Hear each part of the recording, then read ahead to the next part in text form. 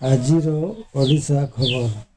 ନୂଆପଡ଼ା ଉପନିର୍ବାଚନରେ 5ଟା ପର୍ଯ୍ୟନ୍ତ 75.37% ମତଦାନ ହୋଇଛି। ପରବର୍ତ୍ତୀ ଖବର।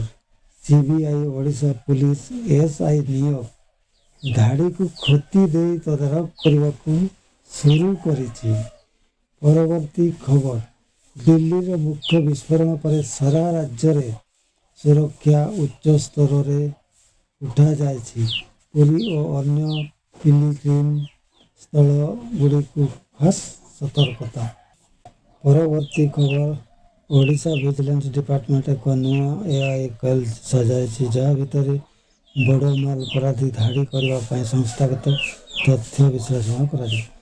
ପରବର୍ତ୍ତୀ ଖବର। ସୋମବାର ରାତିରେ ରାଜ୍ୟର କିଛି ଅଞ୍ଚଳରେ ରାତିର ତାପମାତ୍ରା 2-3 ଡିଗ୍ରୀ ସେଲସିୟସ୍ ହ୍ରାସ ପାଇଛି। ପ୍ରଥମ ଶୀତକାଳ ବାଇକି ଆସୁଛି।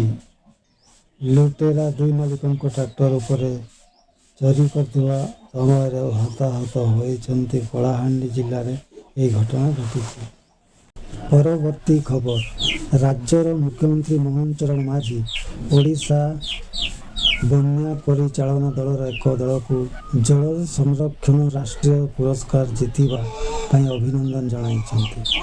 ପରବର୍ତ୍ତୀ ଖବର। ନିର୍ବାଚନ ମଧ୍ୟରେ ଭୋଟ ଲୁଭେଇବା ଓ ଭୟଭୀତ କରିବାର ଆଭାସ ମାଧ୍ୟମରେ ଏକ ମୁଖ୍ୟମନ୍ତ୍ରୀ ଅଧିକାରିଣୀ ସସ୍ପେନସନ୍ ଦୂଷିତ ହୋଇଛନ୍ତି। ହ୍ୟାଲୋ ଭାଇ ଓ ଭଉଣୀମାନେ, ଯେଉଁମାନେ ଆଜିର ଓଡ଼ିଶା ନ୍ୟୁଜ୍ ଦେଖୁଛନ୍ତି, ଲାଇକ୍, ସେୟାର ଓ ସବସ୍କ୍ରାଇବ୍ କରିବାକୁ ଭୁଲନ୍ତୁ ନାହିଁ।